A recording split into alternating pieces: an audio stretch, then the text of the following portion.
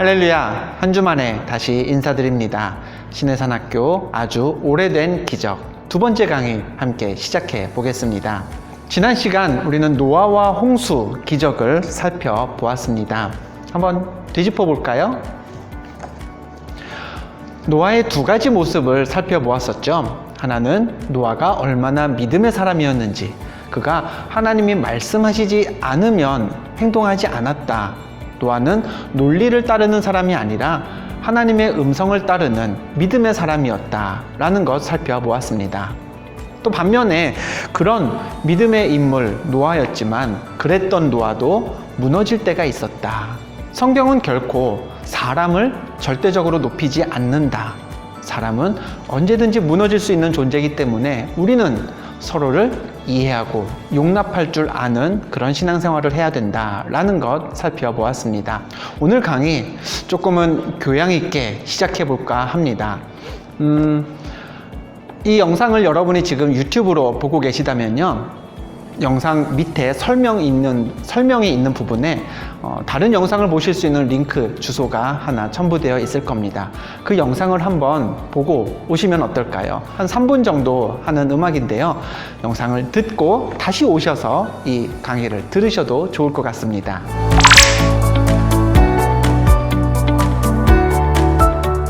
제가 권해드린 영상은요, 영국의 작곡가 에드워드 엘가라는 사람이 작곡한 이제 수수께끼 변주곡 Enigma Variations라는 곡의 한 곡인, 여러 곡이 합쳐서 큰 하나의 곡이 된 게 이제 수수께끼 변주곡인데요.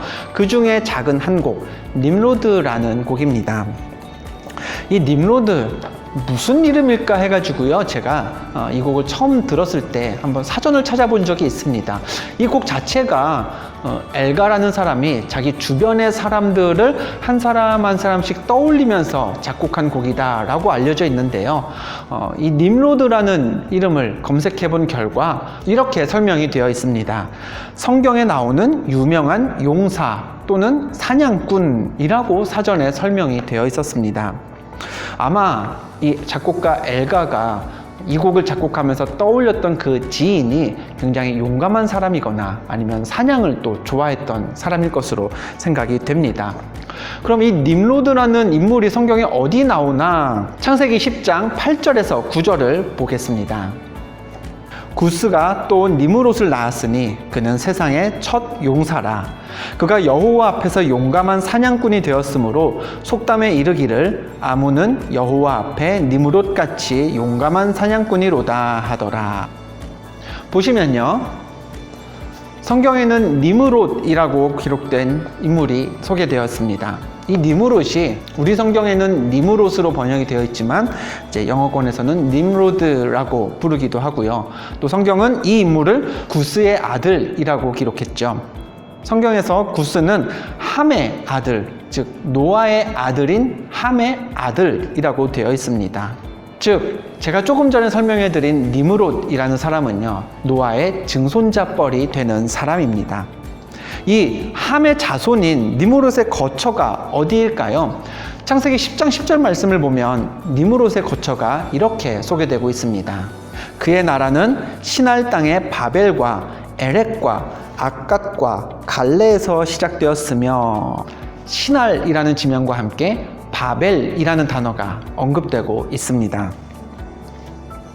이 시날이라는 지명은요, 오늘날의 이라크에 해당하는 곳입니다. 또 그 시날에 속한 바벨 후대의 이제 제국 바벨론의 어원적인 뿌리가 되는 곳이기도 한데요, 바벨론도 결국 이 이라크에 속해 있는 지역이라고 할 수 있습니다.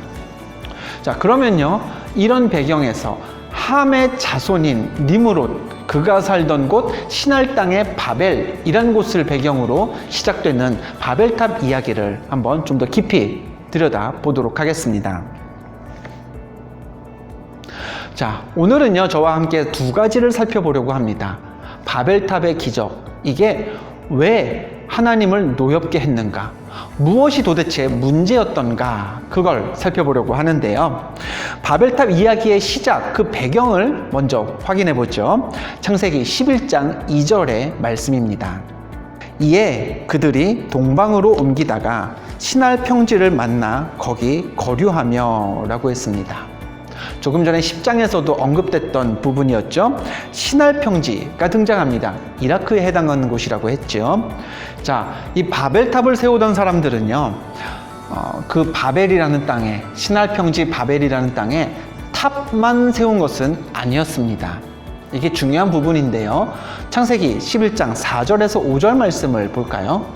또 말하되 자 성읍과 탑을 건설하여 그 탑 꼭대기를 하늘에 닿게 하여 우리 이름을 내고 온 지면에 흩어짐을 면하자 하였더니 여호와께서 사람들이 건설하는 그 성읍과 탑을 보려고 내려오셨더라.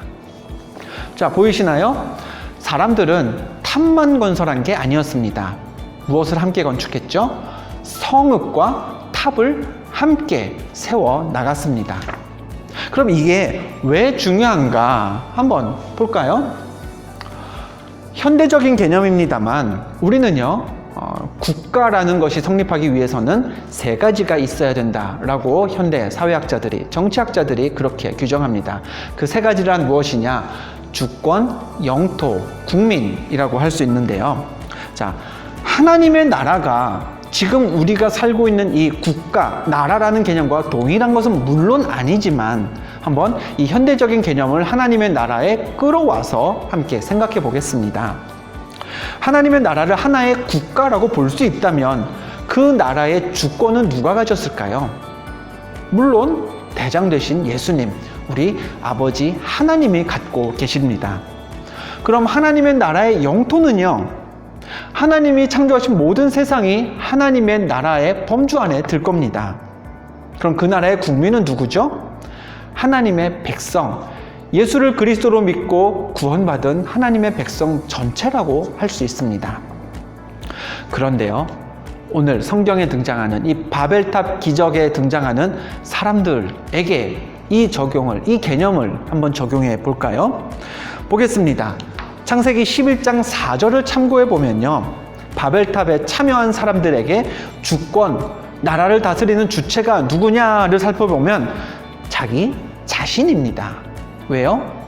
창세기 11장 4절에 탑을 세워서 성읍을 만들어서 우리 이름을 내자라는 표현이 있기 때문입니다. 그럼 영토는요?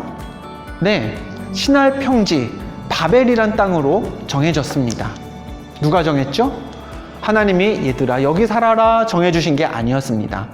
자기들이 주권을 갖고 있다라고 여겼던 그 바벨탑을 세운 사람들이 자기들 스스로 정한 영토였습니다. 그러면 이 나라의 국민은 누굴까요? 바벨탑을 세웠던 사람들이죠. 자기들이 살기 위해서 이 사람들이 뭐라고 표현했습니까? 우리 여기서 살기 위해서 흩어짐을 면하자라고 창세기 기록에 기록되어 있습니다. 즉, 이 바벨탑을 세운 사람들은요, 하나님의 나라를 세워가야 할 사람들인데, 다시 말해서 주권이 하나님께 있고 영토가 하나님께 속해 있고 국민이 하나님의 백성인 그런 나라를 세워가야 할 사람들인데, 자기들이 영토를 정하고요, 자기들이 흩어지지 않도록 국민의 정체성을 딱 정했고요, 그리고 여기는 우리가 다스리는 땅이다 라고 우리 맘대로 살겠다라고 주권을 자기들에게 귀속시켰습니다. 하나님의 나라를 세워야 하는 사람들이 스스로의 나라, 스스로가 주인된 나라를 세워가기 시작했던 것이죠. 이게 바벨탑이 가졌던 첫 번째 문제였습니다. 하나님의 나라가 아니라 사람들이 자기 자신의 나라를 세워가려고 했다는 점이죠. 두 번째, 바벨탑 무엇이 잘못되었는지 살펴보겠습니다. 신학에서요, 가장 복잡하고 어려운 개념이 무엇일까? 네, 저는 갈등하지 않고 이 삼위일체 개념을 꼽겠습니다. 하나님은 세 분이시면서 동시에 한 분이시다. 하나님은 하나이시지만 또 세 분이시기도 하다. 네, 우리가 물리적으로, 이 수학적으로, 과학적으로 해결할 수 없는 논제이기도 합니다. 우리가 이해하기는 힘들지만 하나님이 한 분이시면서 세 분이시면 그 세 분, 성부, 성자, 성령 하나님은 하나의 본질이시기 때문에 같은 것을 바라고 같은 같은 것을 원하고 계실 겁니다. 한번 확인해 볼까요? 성부, 성자, 성령님이 공통적으로 바라는 것이 무엇인지를 짚어보겠습니다. 먼저 성부, 하나님입니다. 창세기 1장 28절을 보면 하나님이 이렇게 말씀하셨습니다. 하나님이 그들에게 복을 주시며 하나님이 그들에게 이르시되 생육하고 번성하여 땅에 충만하라. 하나님이 이렇게 말씀하신 후에 예수님은 뭐라고 하셨을까요? 마태복음 28장 19절을 보죠. 그러므로 너희는 가서 모든 민족을 제자로 삼아 아버지와 아들과 성령의 이름으로 세례를 베풀고. 자, 성령님은 또 뭐라고 하셨을까요? 사도행전 1장 8절을 보겠습니다. 오직 성령이 너희에게 임하시면 너희가 권능을 받고 예루살렘과 온 유대와 사마리아와 땅끝까지 이르러 내 증인이 되리라. 네, 사도행전 말씀은 물론 예수님이 하셨던 말씀이지만 그러나 성령을 받은 우리가 무엇 해야 하는지, 성령께서 오시는 이유가 무엇인지 분명히 밝히고 있습니다. 즉 성부, 성자, 성령 이 삼위일체 하나님이 공통적으로 원하시는 게 뭐였나요? 똑같은 말씀을 하셨습니다. 어디 한 군데 가만히 있지 말고 너희는 멀리 널리 흩어져라 라는 것입니다. 하나님의 백성으로 하나님의 말씀을 들고 예수를 그리스도로 전하기 위해 이곳저곳 땅끝까지 흩어지는 게 삼위일체 하나님이 원하시는 것이죠. 그런데 어떤가요? 바벨탑을 지은 사람들이 뭐라고 했다고요? 야, 우리 여기에 탑을 짓고 흩어짐을 면하자라고 했습니다. 그래서 하나님이 어떻게 하셨나요? 여호와께서 거기서 그들을 온 지면에 흩으셨으므로 그들이 그 도시를 건설하기를 그쳤더라 라고 했습니다. 사람들이 흩어지지 말자고 하니까 흩어지기를, 생육하고 번성하기를 바라셨던 하나님이 사람들을 억지로라도 흩어버리셨던 겁니다. 코로나 바이러스 때문에 우리 생활에 많은 것들이 변했습니다. 저는 목회자로서 이 코로나 바이러스 때문에 우리가 예배로, 교회에 모이지 못하는 것이 염려가 됩니다. 이런 상태로 우리가 계속해서 신앙생활을 잘 해나갈 수 있을까? 반면에 우리가 모이지 못하기 때문에 염려가 되기도 하지만요. 또 한편으로 염려되는 게 있습니다. 복음 들고 흩어져야 하는 게 저와 여러분의 사명인데 하나님도 예수님도 성령님도 다 우리가 온 땅에 흩어지기를 바라셨는데 우리의 이 흩어짐도 코로나 때문에 막히지는 않을까라는 게 또 하나의 염려입니다. 그리스도인에게는요 사명이 있습니다. 고린도전서 3장 16절 말씀을 볼까요? 너희는 너희가 하나님의 성전인 것과 하나님의 성령이 너희 안에 계시는 것을 알지 못하느냐. 우리는요 이 땅에 교회를 세워야 합니다. 그래서 우리가 지금도 모잠비크에 오래 세울 15인의 기둥교회 위에서 기도하자고 권면도 드리고 있죠. 이 땅에 더 많은 교회를 세워야 하는 게 우리들이지만 이 교회를 세운다라는 것은요 건물만 여기저기에 세우는 것을 의미하지는 않습니다. 성경은 우리가, 저와 여러분이 교회라고, 성전이라고 했습니다. 우리가 복음을 들고 세계 곳곳에, 세상 곳곳에 이 사회 구석구석에 흩어지면요 그것 자체가 이 땅 곳곳에 교회가 세워지는 게 되는 겁니다.